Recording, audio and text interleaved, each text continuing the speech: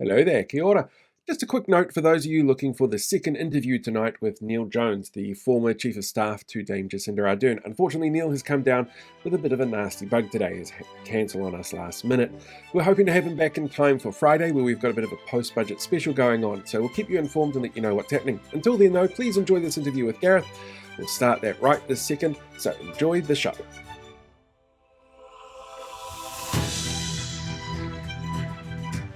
This is the pre-budget series with Paul the other one and the BFG Podcast. Today's guest is former Green MP Gareth Hughes. Welcome to the program, Gareth. Kia ora, good evening. So good to be with you this evening. How are you doing? Well, I'm doing pretty well. Looking forward to the budget that's imminent. This is going to be a real crunch point for the government to really lay out their stall, what they stand for. Budgets are all about sort of, what we stand for as a society and the decisions we make. They can be incredibly powerful tools. So it's a busy time for me and my small team at the Wellbeing Economic Alliance, Aotearoa. Our core mission is to redesign our economic system so they deliver well-being for people and planet by default. It's the economy being in service to people and planet rather than the current way around, which it feels like it's nature and people in service to the economy. So it's a busy time for us, really well. And good question to roll off on. Do you suspect to get any help in the budget? I'm not holding my breath, to be honest. The budget could be a powerful tool that drives fairness, that delivers better childhoods for Kiwis growing up. That we have great public transport in our cities, a low carbon economy, electrified, a fairer tax system where the wealthiest are asked to pay more. But as I said, I'm not holding my breath for that. We're not seeing those signals come from national. What we're seeing instead is sort of signals from the government that tax cuts are the most important thing, that we need to prioritise economic growth as measured through GDP, no matter where it comes from. We need to sort of fast track, applications that potentially damage the environment to get there, that Māori have too much power in society, so they need to get rid of Māori wards and the treaty principles. These are all the narratives we're seeing from the government, and I don't think it really aligns with New Zealanders' values, but that's what we're seeing. But, there's still hope. Fingers crossed. Who do you think this budget's going to be written for then? Well, again, based on previous messages, the government's been talking about the tough choices they face. For example, last week scrapping first home buyer grants, scrapping things like the public transport subsidy that many parents took advantage of to get their kids to school more cheaply with the cost of living crisis. So it's been talked about the tough choices the government has to make. But unfortunately, the major choice that I think will frame this budget is the $2.9 billion tax breaks for landlords. When they talk about tough choices, it's tough choices for many people in New Zealand, but others are benefiting to a huge degree in that. So I think this is going to be the question. All the cuts we see, Nicola Willis has identified 240 programs that they've identified to cut. We've seen a slowdown in investment, slowdown in school board builds. Kāinga Ora is building substantially less houses under this government to providing needed housing in the middle of a housing crisis for some of our most vulnerable citizens. So everything's going to be set against the huge windfall that landlords are going to get. Now, often we hear the argument that this is an issue of tax fairness when it comes to the different rates of profit and income that businesses face. But the fact is that we do apply different tax rates to different areas. For example, we don't apply GST to rent or rates or other areas. We've collectively in the past made a choice in society that housing is important. I would go so far to say that housing is a human right and it should be guaranteed and provided. We've made those choices before and it could be continued again. And the fact is that prioritising $2.9 billion for landlords at a time when renters, tenants, minimum wage workers are going backwards demonstrates those choices. The cornerstone of what they've been pushing is obviously the tax cuts, which they call it tax relief. Lowest income earners not going to see very much from it. I believe people on benefits aren't going to see a cent from it. Do you think that the messaging that we've seen so far from the coalition then has been around one where people should be grateful for what they get? Because, some people have it worse. Or do you think it's just they've dug themselves a hole and they can't get out of it now? Well, How do you think their messaging has come across? Well, it's interesting when you talk about tax cuts as a standalone issue in isolation. That sort of makes you think about your personal benefit. How much more you might keep in your back pocket. And what's quite stark is National's been banging this drum for years now. Actually, made it a bottom line commitment that the Finance Minister Nicola Willis would resign if she didn't deliver it. But what we're seeing is actually large opposition across the country to this at this time. You see from progressive voices that when you talk about tax and budgets together, what we're seeing is to deliver these likely tax cuts is substantial cuts across the country. Cuts to things like infrastructure, like the ferries, which we are breaking down. And as an island nation, we need ferries going forward. Cancellation to transport projects, particularly public transport. Cuts to minimum wage, cuts to disability support. Those cuts are now appearing at the front lines and in some absolutely perverse areas, such as our border protections with custom officers, such as child abuse monitoring from the Department of Internal Affairs. So when you ask progressive voters, they put tax and budgets together and they're asking, will the tax cuts be worth the trade-offs as a society that are likely going to lead to larger problems down the line, be it poverty or crime or greater emissions? But even right-wing pundits are critical of these tax cuts because National hasn't identified any substantial revenue.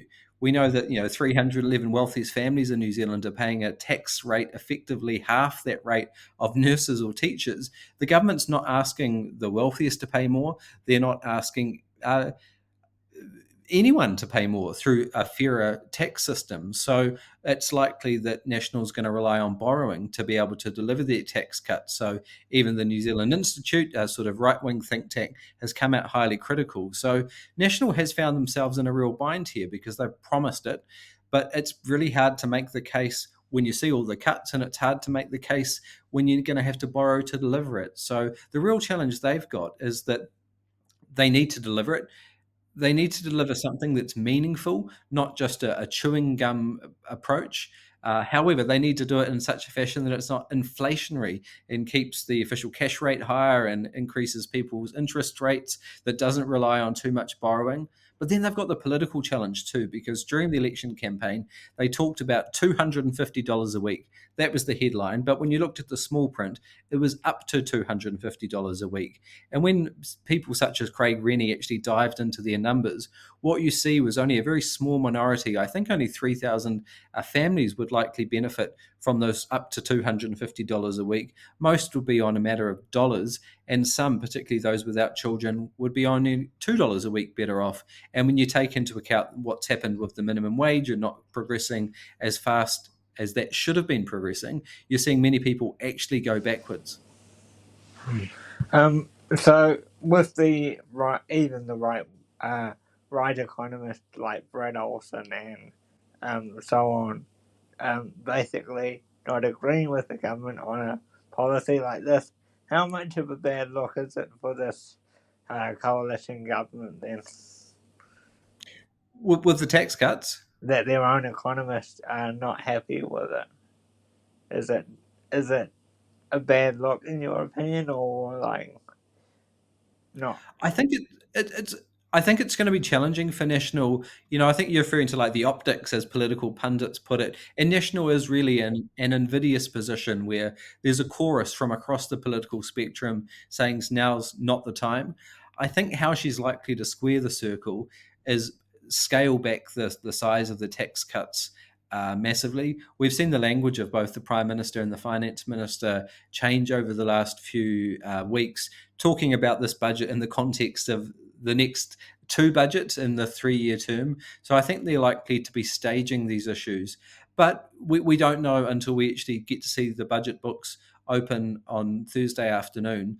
And then we'll see how they've managed to square the circle, if they have. I'd love to see a government that's actually not going to reverse the bright line test, which was like a proxy capital gains tax. We've got such wealth inequality in this country. And as we see from the pecuniary interest of politicians, those elected officials are putting their money in their capital where they think they can get the most income from, and that's our housing system. And that's why we've got such an unproductive economy that's focused on housing. That's one reason why we've got such unaffordable housing, because we're seeing it as an investment to speculate on rather than a human right that should be provided. So the choices are there for National. We're yet to see where they'll settle. When it comes to choices for National, I'm actually kind of curious how much you think the influence of ACT and New Zealand First are going to come through in this budget. Oh, I imagine substantially. I've been involved in, budgets as a government support party member, and you want to get, as much mileage as you can out of the initiatives that you're part of. Remember, this is our first coalition government where three parties are sitting around the cabinet table together. They'll be doing their utmost to secure any wins and big policy expenditure. New Zealand First historically is really focused on economic development with the Provincial Growth Fund and others. They got a huge financial concession during the coalition negotiations, which was rejecting National's overseas buyers tax, removing the ban and applying a tax on top. That left a gigantic fiscal hole in National's numbers leading into the budget. Likewise, ACT is, on one hand, disestablishing the Productivity Commission, but then establishing something even larger, which is the Regulatory Commission, and they'll be looking at their expenditure too, for example, on things like charter schools. So this is the challenge for National. They've got to keep those members happy. But that's the political challenge that National has going into the budget as well. Not only all the financial pressures and the chorus against the tax cuts that they're seeing. The fact is that the government over the last 6 months has been dominated by the voices of Winston Peters and David Seymour, and National struggled for oxygen, struggled to really put a positive agenda forward. We know what they don't stand for, which is Labour's agenda. We know their slogan is "Get New Zealand back on track," but we're not actually sure where that is. And many people might be scratching their head and saying, do they refer to the 1950s when you talk about treaty policy and race relations and fast-track legislation? But also get the country back on track just isn't being shared by the majority of voters, with 52% in a recent poll saying they don't think the country's on the right direction. So National has a political problem, which is they need to actually express who they stand for, and budgets are a really important moment for this. So they'll be taking it seriously and trying to make sure National is first and foremost, but New Zealand First and ACT will be nipping at their heels. Yep. This is a generic question that I've been asking our lineup this week. So I've been watching a lot of the sports awards and a lot of the galas and events that Mr. Luxon has been speaking at the last weeks and months, and there seems to be quite a significant trend. Whenever he mentions himself, the audience goes quiet, and whenever he mentions opposition parties, they get a big ovation. So, in your opinion, is that a big problem for this current government, that they are seem to be losing support already?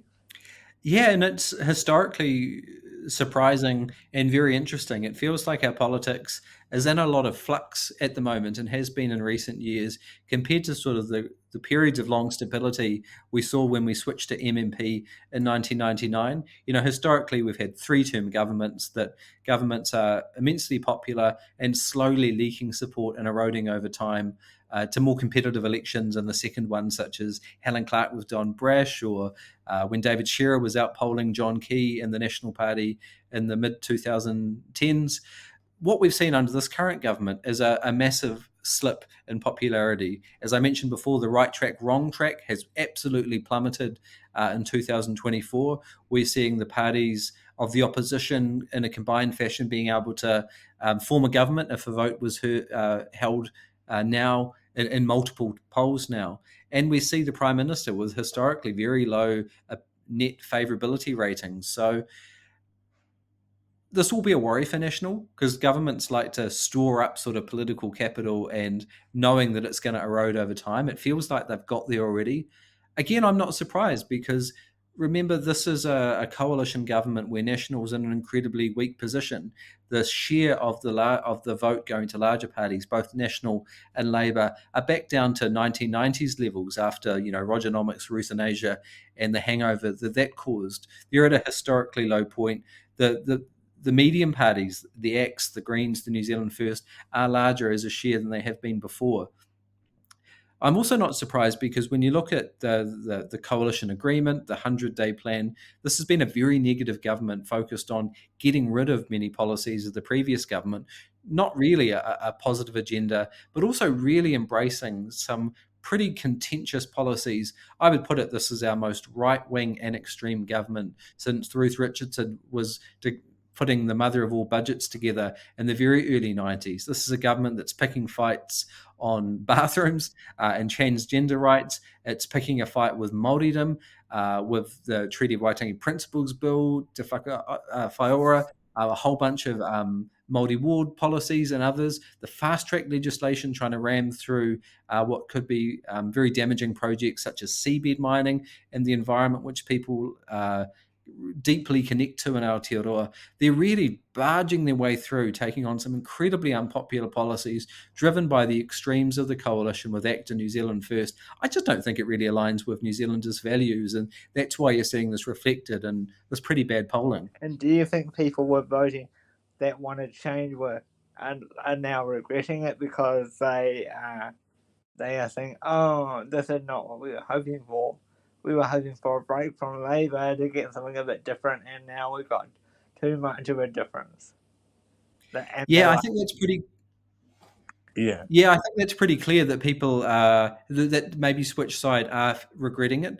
We did see Labour with a historic, unprecedented majority government see a historic fall in votes, and much of that went to national or the coalition parties. So when you look at the polls, it's pretty clear that some people will be regretting that.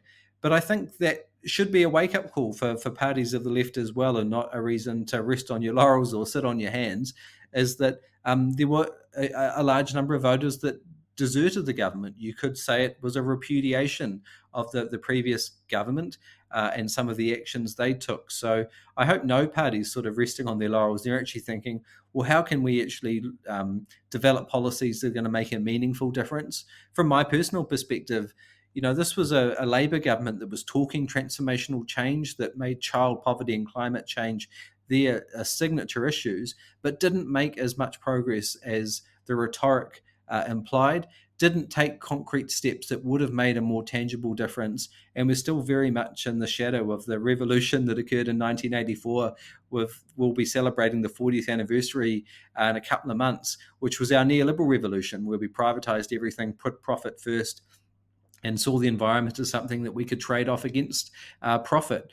People are really negatively responding to that. They're seeing that trickle-down policies just aren't working. Things like child poverty, inequality, just aren't being fixed, despite Kiwis wanting them to. So, sure, National's dropping in popularity. There were reasons why there was a change of government, and I think the challenge for all parties now going forward is, gosh, how do we actually get this country working in the right way, dealing with those big challenges facing us? And this is why budgets are important. They're the signature event of the year, but they're also great opportunities that collectively as a society we can use tax and budgets to deal with those challenges. Let's see if a party's going to step up and do it. I was going to say, have you had any thoughts then on the pre-budget announcements that we have heard so far, sort of the hints of what's behind the pages? Well, what we've seen, I guess, is the headline announcements is cuts again, right? Nicola Willis has identified $1.5 billion in cuts, 240 different programs she intends to end. And we're seeing real stories of people losing their job. In Wellington, where I live, I think it's about 4,000 people have lost the job. It's impossible not to meet someone or know someone who's been affected by that. And we're seeing it, in our provincial towns as well. So I think that's really flowing through, deeply unpopular. We're seeing some of the other policies, such as charter schools, roads of national significance, the funding for Gumfruit Friday, which I think is a very damaging precedent for New Zealand, that we can have private charities funded through personal relationships rather than appropriate procurement and tender policies, which also reminds us of the housing policies of the government, which is Bill English's not so independent review that took $500,000 from emergency funding, and we discovered last night was basically arranged over a series of text messages between the minister and the former prime minister, rather than, again, a proper process and a proper tendering procurement policy. So I don't believe the policies that have been announced are particularly popular. But again, we'll actually see the detail when the budget is released. As somebody who's worked on budgets before, are the pre-budget announcements the ones that are designed to make us think this is a good thing that we're going to be looking at?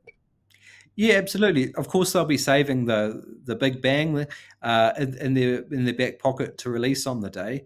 But coming from my political background, the parties will be negotiating a calendar of events where the support parties will be having the limelight on their policy. That would have been mapped out well in advance, and that's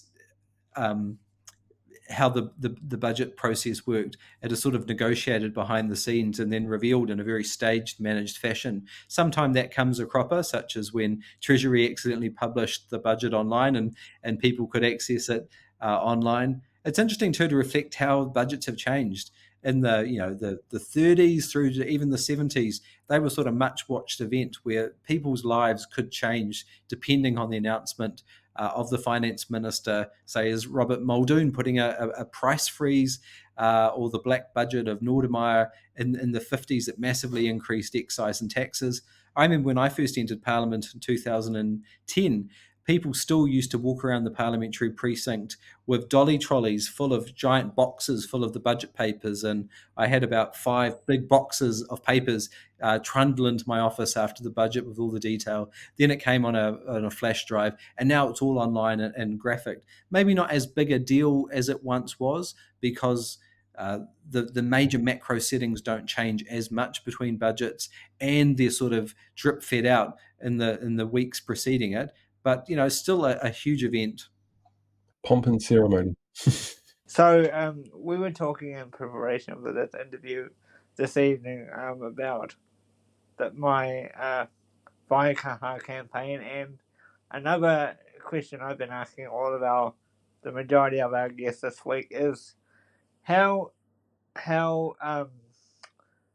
two-sided or two-faced is it for the government to say, okay, we can keep Kaianga Ora as a Maori name because it's culturally appropriate, but now they are telling the Waikaha or the Ministry of Disabled People, oh, you've got to change your name because, as a part of our policy, but yet it's apparently their legal name, as we've discovered. So it seems a bit, two-sided. So what's your opinion on that? Yeah, I think it does appear two-sided and hypocritical. I also note that it's not being applied uniformly. I was quite pleased to see the Minister of Conservation, Tama Potaka, in a memo to Department of Conservation staff saying, sure, use, te reo, say kia ora, say namahi at the end of an email. So I think that was really refreshing that it's not being so brutally applied. Look, we're in Aotearoa in the bottom of the Pacific. Te reo is a tahaonga, a treasure that we should be celebrating and using more. And I think National is actually going against sort of the direction of travel. It's really normal now for people to use elements of te reo in everyday conversation. It's incredibly normal for people to know their pepeha and being able to introduce themselves as part of whakawhanaungatanga and building relations with people. This is normal in the corporate world in Aotearoa New Zealand now. So this is when the government says back on track. It's a very backwards-looking approach that kind of feels like the 1950s. But what is really damaging isn't just the names of entities, it's the actual policies that are being promoted by the government around the Māori Health Authority, around the Treaty of Waitangi, around Māori wards that 2 weeks ago we saw 52 mayors from across the country. Can I just interrupt for 2 seconds and remind everyone that tonight at 11:59 is the last day for submissions. If they want to make a submission around the removal of Māori wards, they can do that at parliament.nz. Oh, well, it's an urgent one, and I suspect, like the fast-track legislation, we're going to see an absolute ton come through. Yeah, I hope so. Absolutely hope so. It's kind of scary just how fast they're moving on things like that, particularly around Te Reo Māori, the use of Te Ao Māori, and there's a bit of whiplash there, I think, for people. They get shocked by it. Yeah, and I don't, again, think it's shared by the majority. I think, the majority actually see how Māori doing well actually sees the whole country do well. In my space, working on economics, the innovative thinking in both business and economics is coming from Māori thinkers. We're seeing, entities such as Wakatu in the top of the South, the largest employer in that region, now having a 500-year strategy rather than just the quarterly strategy that, is so prominent. Um, Groups like Tuhui talking about the economy and the environment as intrinsically connected. Well, we're seeing a lot of language at the moment that we need to sacrifice frogs and kiwis and places of the natural conservation estate that we love to promote mining or oil drilling or seabed mining. But again, what we don't see that from Māori entities that see the environment as the basis of prosperity. So we are seeing a backlash. We're seeing the Kotahitanga movement really unifying Māoridom, and actually maybe while it feels like a few steps backwards at the moment, this could be a catalyst that actually New Zealand embraces Te Tiriti and uses it to really think more long term, to think more connected to nature, to incorporate future generations into our thinking. How likely is it that we're going to see our first one-term government in a long time? Oh, I think it's pretty even odds. When you look at the polling and the very sudden erosion of that polling, it's a likelihood. At this point in the cycle, when you're seeing multiple polls showing a change of government, it just shows it more likely. I think what we're seeing is a period of a bit more volatility in our politics. That old stability of multiple term governments feels like it's eroding. Many people reflected on the Labor government and going through COVID that it felt like it was 3 terms already. So it feels like a grumpy electorate, that things are speeding up. When you look around the world, there's so much more political volatility as well. And this is a coalition that, remember, New Zealand First and ACT were going hammer and tongs at each other, saying they wouldn't sit around a cabinet table. They didn't trust each other. They have made it work so far.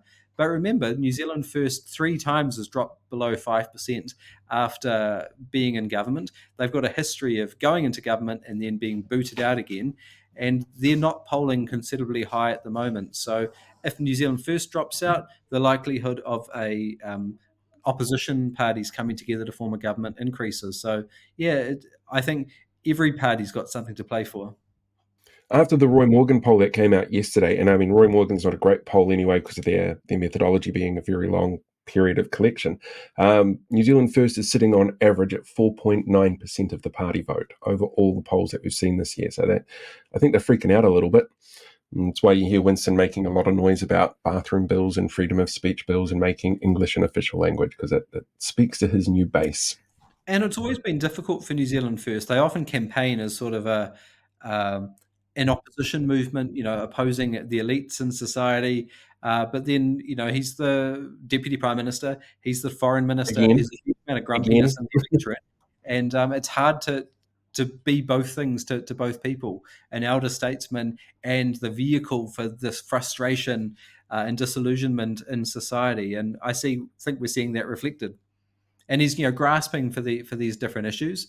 But again, I think Kiwis are a fair people, got good values, and these sort of imported culture wars, I don't think really are resonating.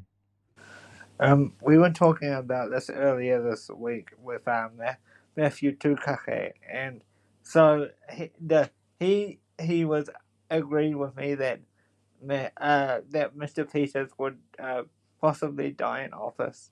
Do you feel the same way? Oh, I'm not sure, and I wouldn't wish that. It's an all-encompassing lifestyle, and I've seen MPs pass away in that location, and it's a tragedy for their families. As someone who served more than 10 years there myself, I'm so glad I got out and got to, experience life and time with my family, and I hope that for Winston as well. But despite, the politics and many of his policies, which I strongly disagree with, he is one of our most significant politicians of several generations.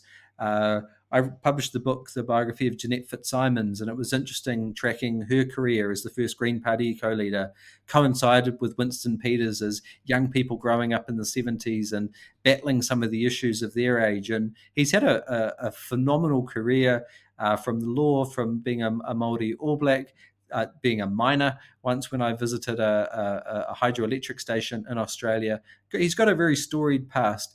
And I think, however, when you look at politics today, it doesn't reflect the politics of New Zealand's future. These battles over the treaty, these battles over gender and bathrooms, it reflects a very old New Zealand. And I think, it would be nice for Mr. Peters to enjoy a retirement. I was actually kind of disappointed he didn't get to do the whole valedictory speech after.